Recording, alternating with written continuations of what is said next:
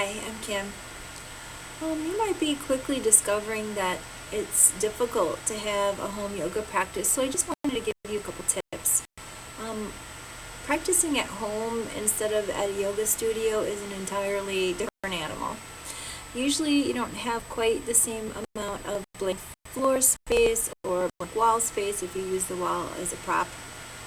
And speaking of animals, I don't know what it is, but once you get down on the floor, it is like playtime for them. This is what they've been waiting for, and they're going to climb all over you. And maybe you have kids that want to come in and join in on the fun as well. So, my advice would be to stay lighthearted about it, have a sense of humor. Um, let them join in on the fun. You might discover that you really enjoy having those loved ones around you for your yoga practice. It's not going to be exactly the same as the quiet and introspection that you might get at the studio, but still really enjoyable.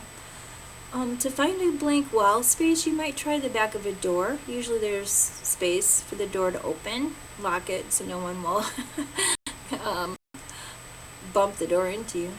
That would be good. And do try to create space around you so that you're safe, not kicking up into furniture or lifting your arm up and smacking into something. So create a little space around you. It would be great if you could create a sanctuary, if you have that space to spare, and leave it set up for your yoga practice. Bring in a candle or a little statue or memento, something that means something to you. So you can warm up the space, bring in cushions and blankets, things like that, and leave them there if you can. Or try to create that kind of a space where you could just quickly shift something out of the way and have a space for your yoga practice.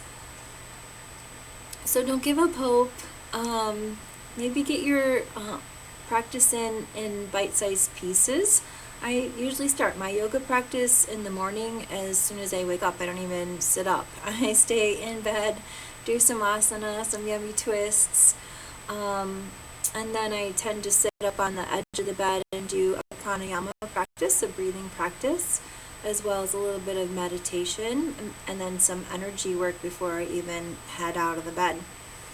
I do live in a tiny little studio apartment, so I'm kind of slithering around, trying to find a spot to hang out in, and do some more asana or energy work. I'm happy to share with you any specifics you might want to know about the yoga practice that I do. And I think that's about all I have to share, so I hope those tips help you out. Please take your time. Don't get overwhelmed with all this that's going on, but get that yoga practice in bite-sized pieces throughout your day if you need to. Keep breathing, and but my best wishes to you. Good luck.